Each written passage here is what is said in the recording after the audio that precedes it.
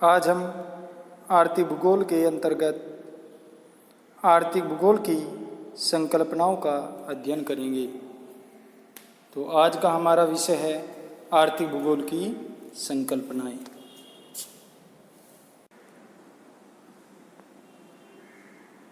आर्थिक भूगोल की प्रमुख संकल्पनाएं किसी विषय के स्वरूप की अभिव्यक्ति उसकी मौलिक संकल्पनाओं के द्वारा होती है। आर्थिक भूगोल में भी कुछ आधारभूत संकल्पनाएं हैं जो विषय की केंद्रीय समस्याओं अथवा लक्ष्यों को व्यक्त करती हैं, जिन्हें सुलझाने अथवा प्राप्त करने के लिए यह विषय प्रयत्नशील रहता है। अतः संकल्पनाएं किसी भी विषय की प्रगति का दिशा सूचक होती हैं। संकल्पना सिद्धांत अथवा परिभाषा से भिन्न होती हैं। किसी विषय का अध्ययन उसकी आधारभूत संकल्पनाओं के अनुसार ही होता है। आर्थिक भूगोल की संकल्पनाएं निम्नलिखित हैं। नंबर 1, आर्थिक भूदृश्यों की संकल्पना। नंबर 2, आर्थिक भूदृश्य स्थैतिक नहीं वरन गत्यात्मक तत्व है। नंबर 3, वर्तमान आर्थिक भूदृश्य संसाधन संरचना, आर्थिक प्रक्रिया एवं आर्थिक विकास की अवस्था का द्योतक है। नंबर 4, आर्थिक कार्यकलाप की स्थिति एवं स्थापन। नंबर 5, स्थानिक कार्यात्मक अनन्य क्रिया। नंबर 6, प्रादेशिक आर्थिक विकास। नंबर 7, क्षेत्रीय आर्थिक भिन्नताजन्य आर्थिक प्रदेशों की संकल्पना। और नंबर 8, क्षेत्रीय कार्यात्मक संगठन। अब हम आर्थिक भूगोल की इन सभी संकल्पनाओं का विस्तृत अध्ययन करेंगे। आर्थिक भूदृश्यों की संकल्पना नंबर 1 पर है। आर्थिक भूदृश्यों की संकल्पना आर्थिक भूगोल की सर्वप्रधान आधारभूत संकल्पना आर्थिक भूदृश्य की है। आर्थिक भूदृश्य में विशिष्ट क्षेत्र की सुस्पष्ट आर्थिक विशेषताओं की अभिव्यक्ति होती है। यहाँ पर आर्थिक भूदृश्य से तात्पर्य भूपृष्ठ पर किसी भी क्षेत्र के संपूर्ण परिदृश्य को भूदृश्य कहते हैं। प्राकृतिक कारकों से बने भूदृश्य प्राकृतिक भूदृश्य, जबकि मानव द्वारा निर्मित भूदृश्य सांस्कृतिक भूदृश्य कहलाते हैं। मानव द्वारा निर्मित भूदृश्यों में मानव बस्तियां, गांव, नगर, महानगर, आर्थिक उत्पादन से संबंधित कारखाने, फैक्ट्रियों, बैंक, गोदाम, शक्ति के संसाधन, विद्युत ग्रह, अणु शक्ति ग्रह, परिवहन के साधन, संचार के साधन, शिक्षा संस्थाएं आदि को सम्मिलित किया जाता है। आर्थिक उत्पादन, विनिमय और वितरण से संबंधित इमारतें, कल कारखाने, फैक्ट्रियों, मिल, गोदाम, दुकानें, बाजार, बैंक आदि इमारतें, मशीन व यंत्र आदि जो मानव के आर्थिक कार्यकलापों को संचालित करने में सहयोग देते हैं या जहां मानव आर्थिक क्रियाकलाप संचालित करता है, आर्थिक भूदृश्य कहलाते हैं। तो यहाँ पर आर्थिक भूदृश्य का अर्थ आपको स्पष्ट हो गया कि आर्थिक भूदृश्य जो है भूपृष्ठ पर किसी भी क्षेत्र के जो संपूर्ण परिदृश्य है उसी को भूदृश्य कहते हैं।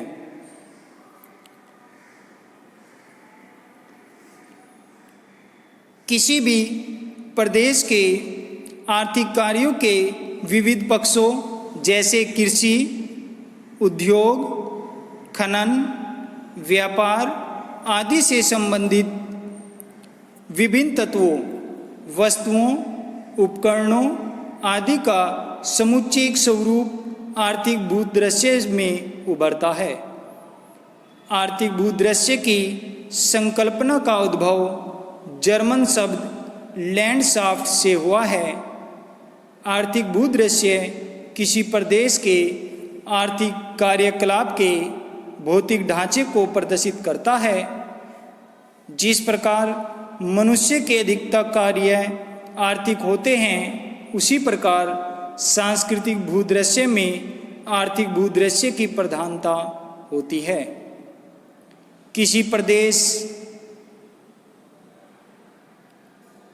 आर्थिक भूदृश्य में विभिन्न आर्थिक तंत्र मिलते हैं, जिनमें प्रत्येक में किसी विशेष आर्थिक कार्यकलाप की प्रधानता होती है। नंबर 2, आर्थिक भूदृश्य स्थैतिक नहीं वरन गत्यात्मक तत्व है। आर्थिक भूदृश्य स्थैतिक नहीं होते,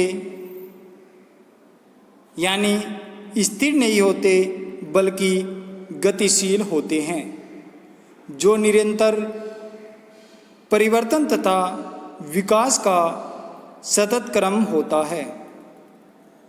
आर्थिक भूदृश्य मानव के आर्थिक कार्यकलापों को प्रभावित करता रहता है, परंतु स्वयं भी मानव कार्यों से परिवर्तनशील रहता है।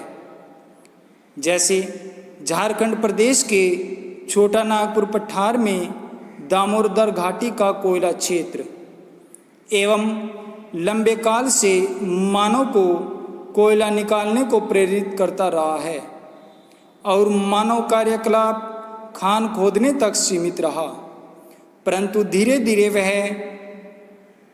वहाँ के इस कार्यकलाप ने भूदृश्यों को भी प्रभावित करना प्रारंभ कर दिया और धीरे धीरे वहाँ औद्योगिक विकास इस स्तर पर पहुँचा कि आर्थिक भूदृश्य भी औद्योगिक हो गए। किसी आर्थिक भूदृश्य को देखकर यह कभी भी नहीं समझना चाहिए कि वह पूर्ण रूप है। यह रूप तो स्थैतिक है, परंतु आर्थिक भूदृश्य का रूप कभी भी पूर्ण रूप में स्थैतिक नहीं हुआ करता, क्योंकि इसमें निरंतर परिवर्तन आते रहते हैं। स्थैतिक आर्थिक भूदृश्य किसी एक समय के आर्थिक भूदृश्य का स्वरूप अवश्य प्रस्तुत कर सकता है, परंतु उससे उस प्रदेश की पूर्ण विशेषताओं का ज्ञान नहीं हो सकता।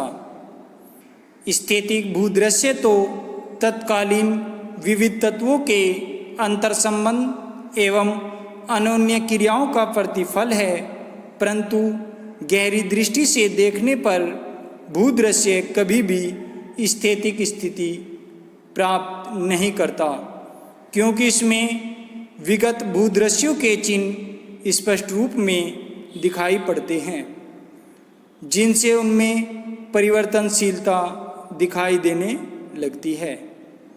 इन्हीं चिन्हों की सहायता से ही आर्थिक भूदृश्यों के गत्यात्मक स्वरूप की विवेचना संभव होती है। भिलाई और राउरकेला के औद्योगिक क्षेत्र कुछ समय पूर्व जंगल थे, परंतु आज उनमें आमूल परिवर्तन हो गए और वे विशाल इस्पात के उद्योग केंद्र हैं। इसी संकल्पना के आधार पर ही अनेक विद्वानों ने आर्थिक भूदृश्य के क्रमबद्ध विकासोपागम को अपनाया और आर्थिक तंत्र में विभिन्न उद्योगों की स्थापना एवं सामान्य विकास के सिद्धांत को प्रतिपादित किया। इन विद्वानों में अल्फ्रेड वेबर विश्व प्रसिद्ध है। नंबर 3, आर्थिक भूदृश्य संसाधन संरचना, आर्थिक प्रक्रिया एवं आर्थिक विकास की अवस्थाओं का प्रतीक होते हैं। वर्तमान आर्थिक भूदृश्य किसी क्षेत्र के संसाधन, संरचना, आर्थिक प्रक्रिया तथा आर्थिक विकास की अवस्थाओं को प्रतिबिंबित करता है। जैसे कहा जा चुका है कि आर्थिक भूदृश्य में स्थिरता नहीं होती, बल्कि उसका निरंतर विकास होता रहता है। इस विकास से परिवर्तन आते रहते हैं। ये परिवर्तन आकस्मिक न होकर क्रमबद्ध होते हैं। जब भी किसी क्षेत्र में नए तत्व या विधि का उद्भव होता है, वह धीरे धीरे विकसित होकर क्षेत्रीय वातावरण के अनुसार विकास की चरम सीमा पर पहुंचता है। यह सीमा सदैव उस क्षेत्र की प्राकृतिक एवं मानविक शक्तियों पर आधारित रहती है। इस प्रकार एक नया तत्व भी अपना विकास काल में सर्वाधिक प्रभावशाली बन जाता है और उसका यह स्वरूप तब तक बना रहता है जब तक कोई अन्य तत्व प्रभावशाली नहीं हो जाता। वीवर ने आर्थिक भूदृश्य को संरचना, प्रक्रिया एवं अवस्था की देन कहा है। संरचना उस आधार को कहते हैं जिस रंगमंच पर उसकी क्षमता के अनुसार आर्थिक भूदृश्य बनते हैं। इसके अंतर्गत प्राकृतिक एवं मानविक संसाधन आते हैं और प्रक्रिया के अंतर्गत भूमि एवं संसाधनों का प्रयोग आता है। यानी संरचना के अंतर्गत आर्थिक भूदृश्य जो बनते हैं, प्राकृतिक एवं मानवीय संसाधन वे संरचना के अंतर्गत आते हैं और भूमि एवं संसाधनों का जो प्रयोग है वो प्रक्रिया के अंतर्गत आता है। प्रक्रिया का स्वरूप सदैव विकास क्रम से प्रेरित रहता है। प्रारंभ की प्रक्रियाओं और नवीनतम प्रक्रियाओं के बीच विकास की एक श्रृंखला दिखाई देती है। संसाधन के उपयोग में धीरे धीरे तकनीकी विकास होता ही रहता है। यह क्रमिक विकास बड़े महत्व का विषय है। आर्थिक विकास की अवस्था यह प्रकट करती है कि किसी भी आर्थिक तंत्र में संसाधन के प्रयोग की प्रक्रिया कितनी प्रभावशाली है। आर्थिक विकास की अवस्थाओं को युवावस्था, प्रौढ़ावस्था तथा वृद्धावस्था में बांटा जाता है।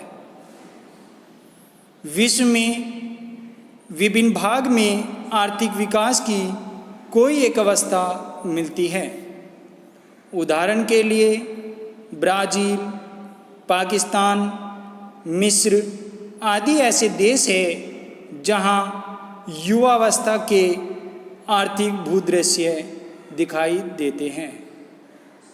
प्रौढ़ावस्था के आर्थिक भूदृश्य संयुक्त राज्य अमेरिका, कनाडा, रूस, भारत, ऑस्ट्रेलिया, न्यूजीलैंड में मिलते हैं, जहां अनेक प्रदेशों में विभिन्न उद्योगों का अतिशय विकास हो चुका है।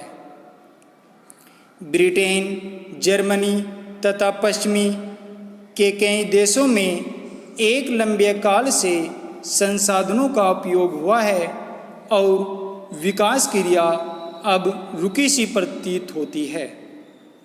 वृद्धावस्था में भी विकास बिल्कुल नहीं रुक जाता।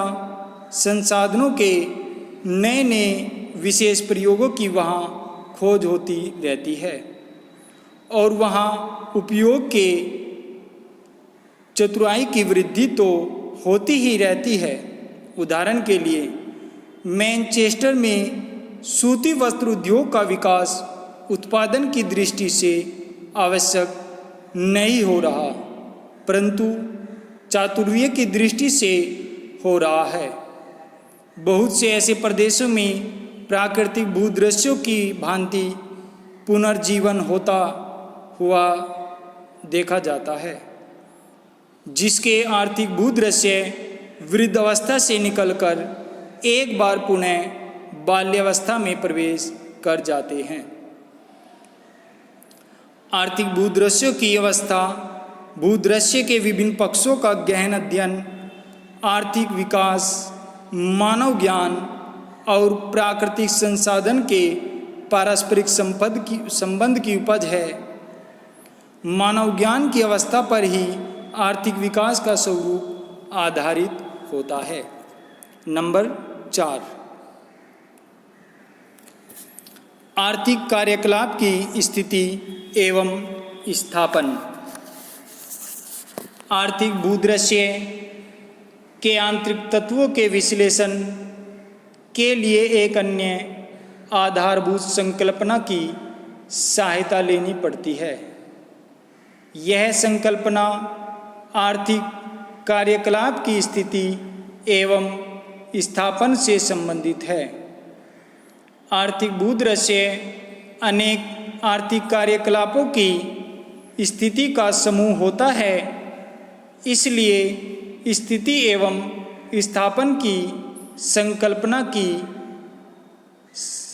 का आर्थिक भूगोल में सर्वाधिक महत्व है। विविध आर्थिक कार्यों की स्थिति का अध्ययन जानने के लिए मानचित्रों का उपयोग अनिवार्य होता है।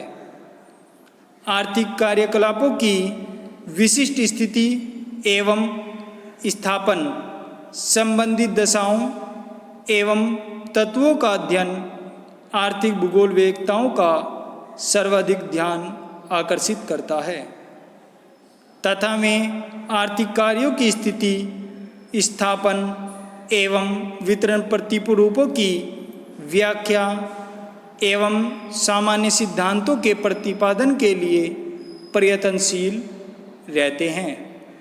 इसके लिए प्रादेशिक तथा क्रमबद्ध दोनों ही उपागमों का उपयोग किया जाता है।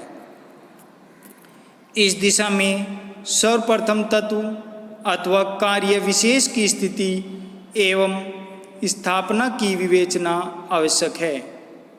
जैसे भारत में लोहा इस्पात उद्योग की स्थिति की विवेचना करनी है तो केवल कारखाने किन स्थानों पर स्थित है यह नहीं, बल्कि इस्पात निर्माण से संबंधित तत्वों जैसे कच्ची सामग्री, स्रोत, कच्चा लोहा, कोयला, चूना पत्थर आदि, श्रम आपूर्ति क्षेत्र, बाजार, परिवहन, जल आपूर्ति आदि तत्वों का भी अध्ययन आवश्यक है।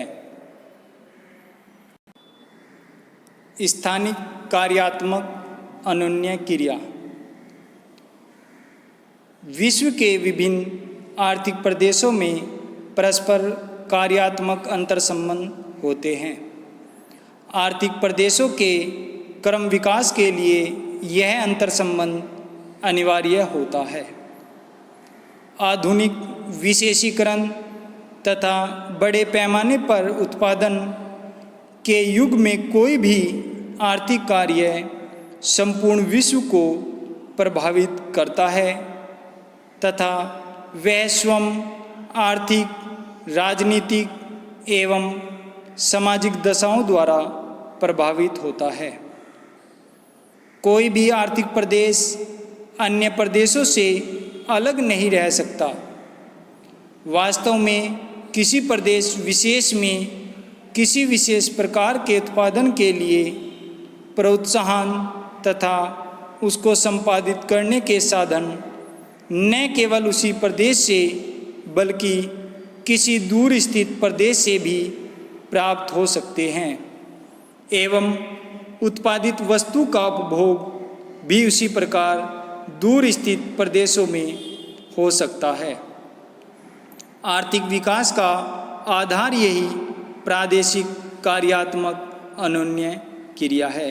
यानी जो आर्थिक विकास है वो किसी एक प्रदेश तक ही सीमित नहीं रहते, बल्कि उसके लिए उसे पास के दूसरे प्रदेशों पर भी अनन्य क्रिया करनी पड़ती है, उस पर आधारित रहना पड़ता है। प्रादेशिक कार्यात्मक संगठन की इस संकल्पना का स्पष्टीकरण निम्न उदाहरण से होता है। एक कृषि फार्म उद्योग की एक इकाई है। कृषि फार्म कृषक गृह के चारों ओर फैला हुआ तथा उससे संबंधित रहता है। कोई वस्तु निर्माण उद्योग जो आर्थिक उद्योग की एक अलग इकाई है, किसी केंद्रीय स्थान पर ही विकसित होती है। अतः प्रत्यक्षतः कृषि फार्म एवं वस्तु निर्माण उद्योग के कारखानों में कोई संबंध नहीं है, परंतु वास्तव में दोनों किसी ऐसे नगर से अंतर संबंधित हो जाते हैं जो वस्तु निर्माण उद्योग का केंद्र होने के साथ साथ कृषि के लिए बाजार तथा आपूर्ति का केंद्र भी होता है। इस प्रक्रिया की संकेंद्रितता तथा समांग प्रदेशों के पदानुक्रम के प्रत्येक स्तर पर पुनरावृत्ति होती है और अंततः विश्व स्तर के आर्थिक भूदृश्य परस्पर ग्रंथित हो जाते हैं। परंतु इस प्रकार के कार्यात्मक संगठन में परस्पर ग्रंथित होने की तीव्रता में आर्थिक तंत्र की जटिलता के अनुसार अंतर मिल सकता है। नंबर 6, प्रादेशिक आर्थिक विकास। यह संकल्पना आर्थिक भूगोल की व्यावहारिक दृष्टिकोण को दर्शाती है, जो क्षेत्रीय आर्थिक श्रृंखलाबंध तथा द्वारा संसाधनों के समुचित उपयोग करने तथा अधिकतम उत्पादन करने पर बल देती है।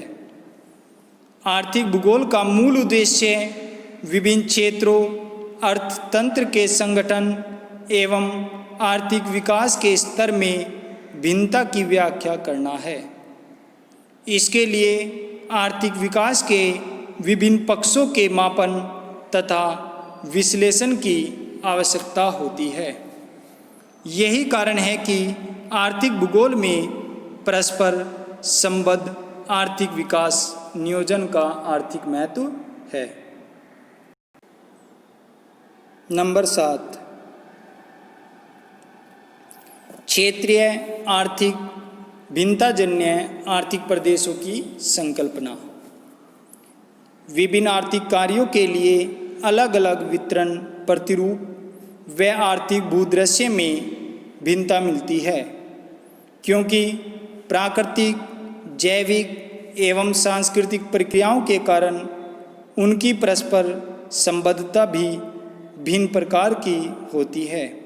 जैसे कृषि उद्योग, उत्खनन, व्यापार, तृतीयक कार्य आदि में प्रत्येक विश्व वितरण प्रतिरूप अलग अलग होता है। इनकी परस्पर संबद्धता भी भिन्न भिन्न होती है। ये सभी कार्य विश्व में न्यून अधिक मात्रा में मिलते हैं, परंतु उनके परस्पर संबद्ध स्वरूप में प्रादेशिक भिन्नता हो जाती है। अतः आर्थिक तत्व अथवा तत्व समूह पर आधारित होकर कृषि प्रदेश, औद्योगिक प्रदेश आदि की सीमांकन किया जा सकता है। साथ ही साथ क्षेत्रीय संबद्धता की समरूपता के आधार पर आर्थिक प्रदेशों का सीमांकन किया जा सकता है। और लास्ट है नंबर 8, क्षेत्रीय कार्यात्मक संगठन। विभिन्न आर्थिक प्रदेश क्षेत्रीय कार्यात्मक संगठन द्वारा परस्पर संबद्ध होकर आर्थिक भूदृश्य का स्वरूप ग्रहण करते हैं।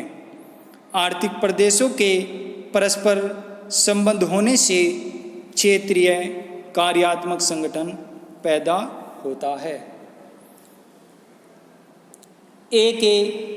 फिलब्रिक्स के अनुसार आर्थिक भूगोल की इकाई केंद्रीयता, स्थानीयकरण, अंतर संबंध, क्षेत्रीय असात्यता एवं सात्यता, केंद्रीय संगठन तथा समांतर संबंध और बढ़ते पैमाने के साथ समरूपता एवं संकेंद्रीयता का प्रकार अंतर आदि तत्व क्षेत्रीय कार्यात्मक संगठन के अंदर शामिल किए जाते हैं।